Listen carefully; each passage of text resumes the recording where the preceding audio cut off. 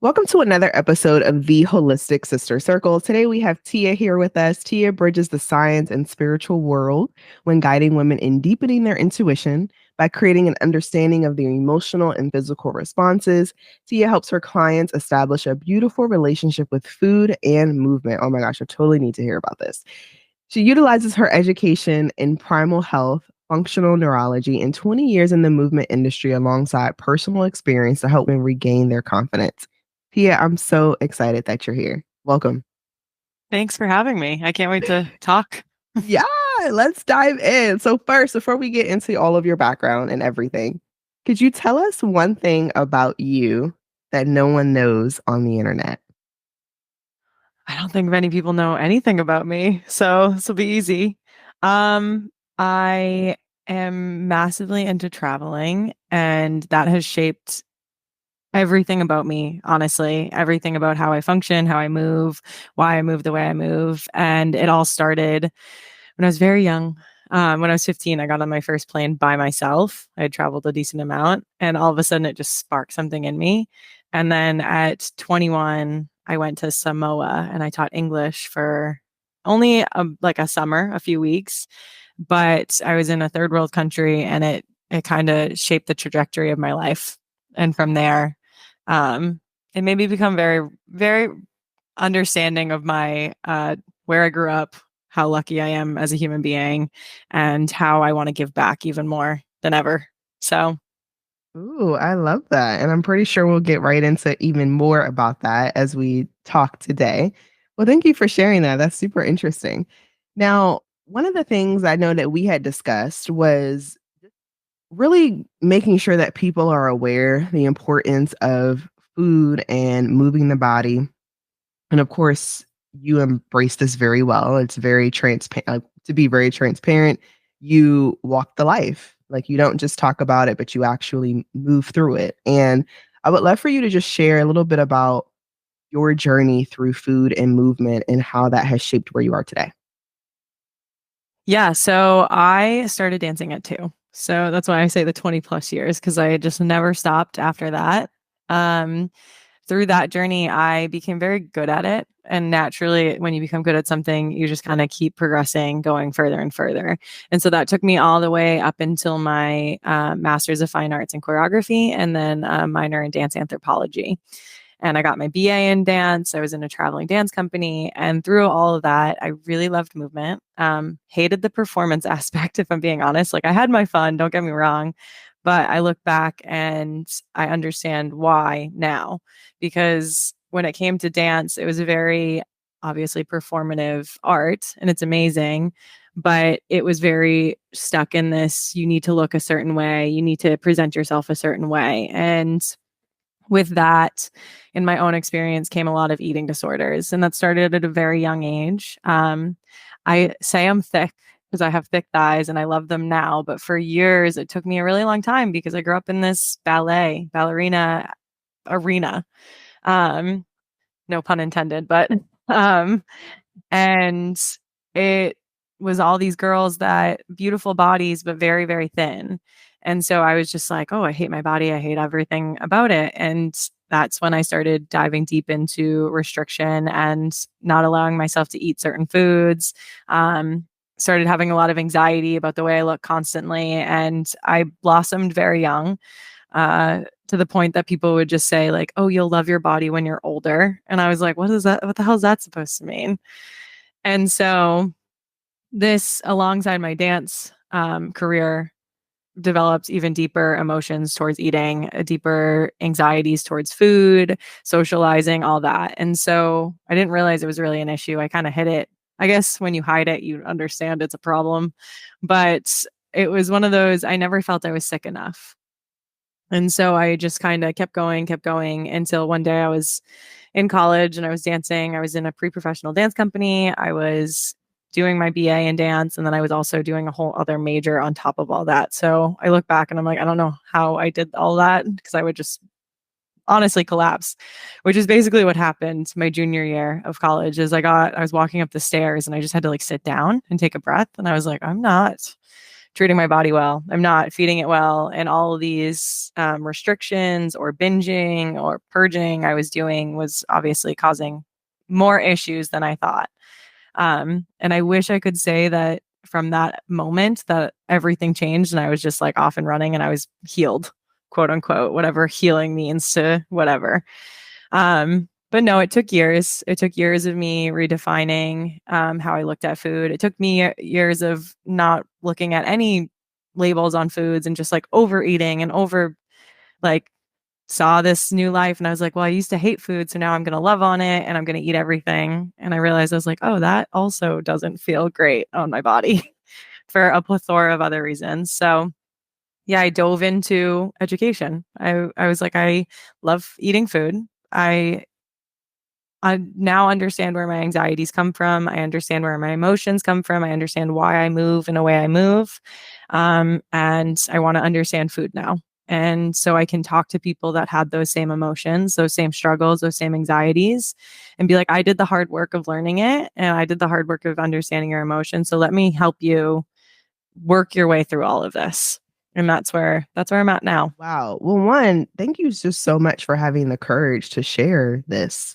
I think sometimes we battle with that. It's like, how much of the story do I actually share in a way to not hurt myself, but also make sure that someone else can listen and just take what they need from the story and grow and thrive in their own endeavors. So I just want to take a moment just to say thank you for sharing that because I know that probably wasn't easy, obviously, going through it and then now being able to tell the story and it's like kind of replays every time you share it. So thank you so much. Now, if we could back up for a second and just talk a little bit more about the struggles and the challenges with binge eating and purging, and how did you know when it was time to say, "Okay, I'll raise my hand and now I'm ready to seek help?" So it really was one of those catalyst moments when I was sitting on my stairs. I was only a flight up the stairs and I was 20 at the time. And I was like, my heart should not be beating out of my chest right now, which it was a lot of different things. Obviously, the restriction of food or the way I was binging, but it was also a exhaustion thing. I was pushing my body way beyond its limits that it needed. I was dancing sometimes like 10, 12 hours a day and then going home and writing a 10-page paper for class the next day. So, um that was one of those moments that I was just like, I'm sick of feeling like shit. Excuse my language, but I was like, I don't feel good. My skin was a mess. I wasn't like scary skinny. So I was like in the eating disorder way. I was like, what am I even doing this for then if I'm not bone thin? Because that's what was the goal for me. Like if I'm not see through essentially. And so that was when I was like, I need to start talking about this. And for me, my mom, if I'm totally transparent, my mom tried to put me in therapy once when I was like 16. She obviously saw that, but I wasn't ready. As anyone knows that's been on their journey, that you're only going to make the changes unless you're ready to make the changes. And I didn't like the therapist. I think I went to one session and I was like, absolutely not. I'm not sick. Like, blah, blah, blah, all the excuses. And so when 4 more years of that battle was when I was like, okay, I need to make a change. And the only way I knew how to make a change was just talking and admitting that I was not respecting my body, essentially. And I was not respecting my career that I had chosen. I was not respecting all the things. And so that's when I put my hand up and I was like, I just need to talk about this. And it was really hard at first, obviously. And I was very selective with who I talked to. I'll never forget, I went to my best friend. She lived in a different state at the time, but I came home for the summer and I was like, I have an eating disorder. And she's like, I've known for a very long time, but like, I didn't want to say anything to you because I needed you to come to me. And she's an incredible human being. And she gave me this poem and it's called As You Are by Nair Wahid. And the last line in the poem is, you don't even know how exquisite you are as you are, says the universe through tears. And that poem changed my life. Like I have As I Am tattooed on my shoulder. And that's when I was like, I want to be a voice and I want to talk about this because again, I never thought I was sick enough. I never thought I like really had an issue until my body was essentially breaking down. And yeah, that's how I began to heal, was just talking. And I wish I could say that I had this amazing therapist that changed my life, but really it was a lot of me moving forward, finding people that I relate to, educating myself, and yeah. Look at that. It was you moving forward. I just think we don't give ourselves enough credit, right? It's like we know we're in the situation. We know what we need to do to essentially move through it. And sometimes it is painful, but through that process, it becomes beautiful and it becomes something that really births our journey moving forward. So thank you for sharing that with us. Yeah, of course. Now, I would love to just get into the art of movement. So I know we talked, of course, a little bit about food. We talked about your journey. How are you really helping your clients being able to merge the two with food and movement? So I think everyone wants to move in a certain way, and we feel like we're supposed to move in a certain way. And so I am traditionally trained in ballet, tap, jazz.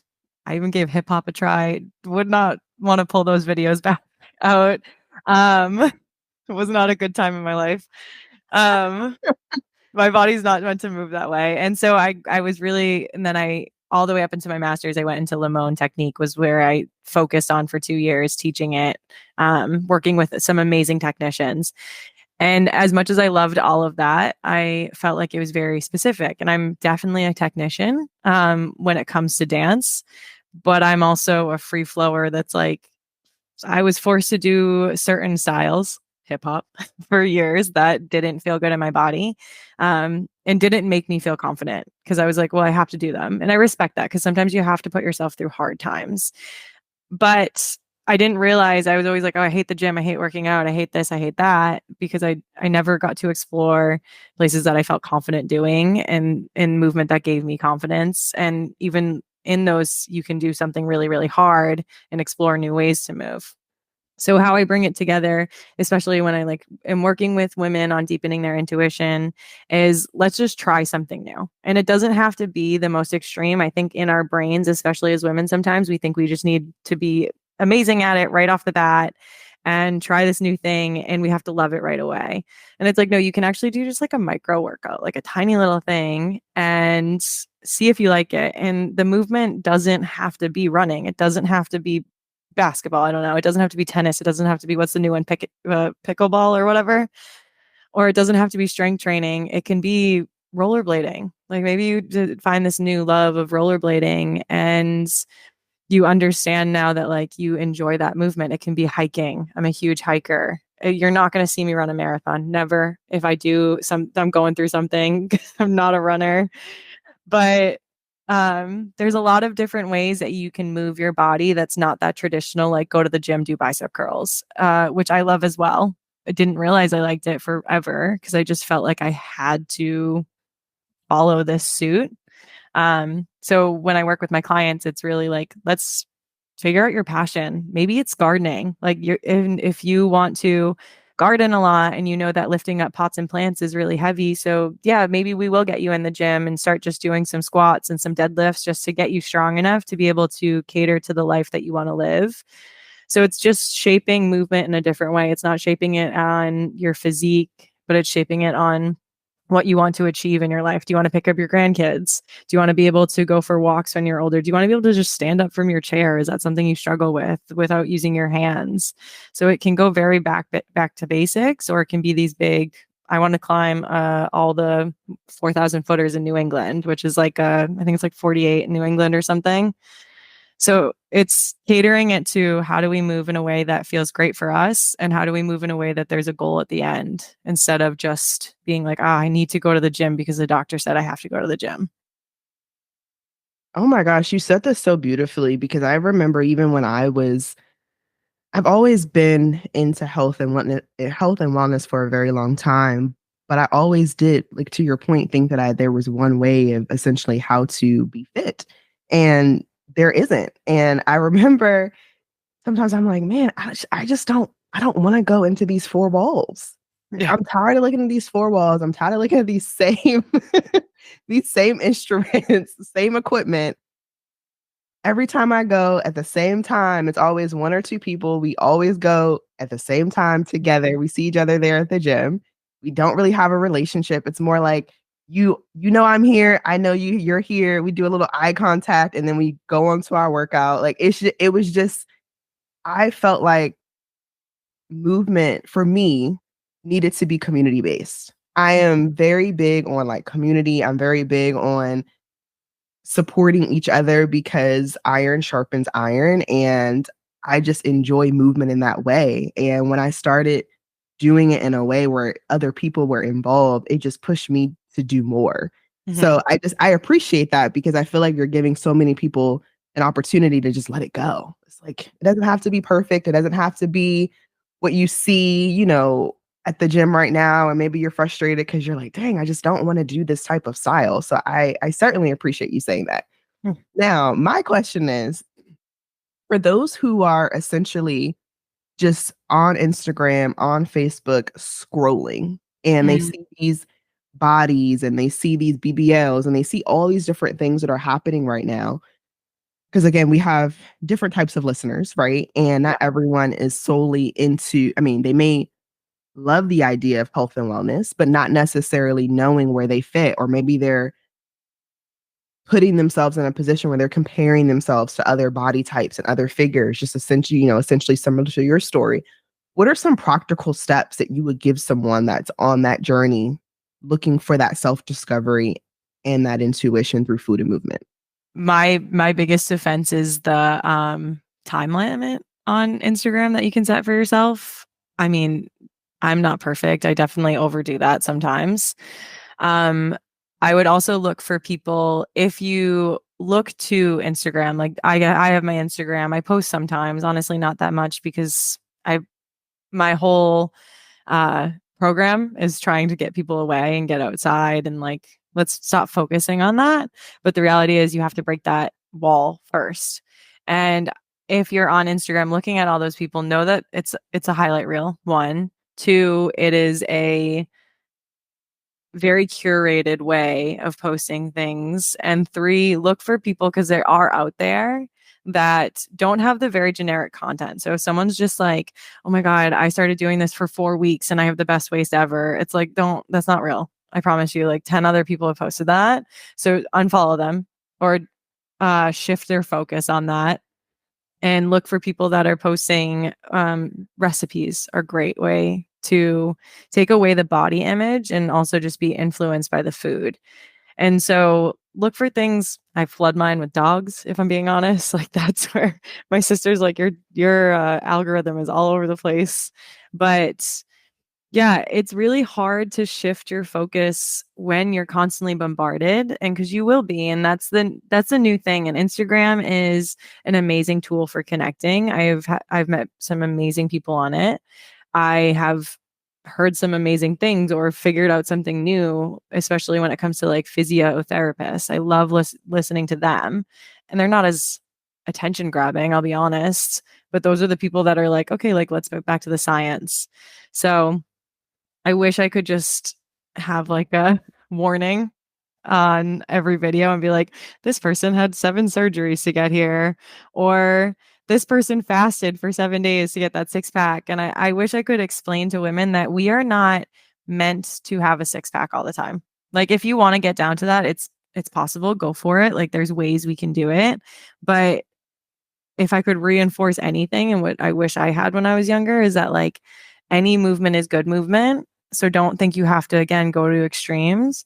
And we are meant to have a certain level of body fat on our bodies to protect our organs, to I mean what women were created, I don't want to say created for, that's like old school, but what we can do is produce babies and we're meant to have that level of cushion essentially.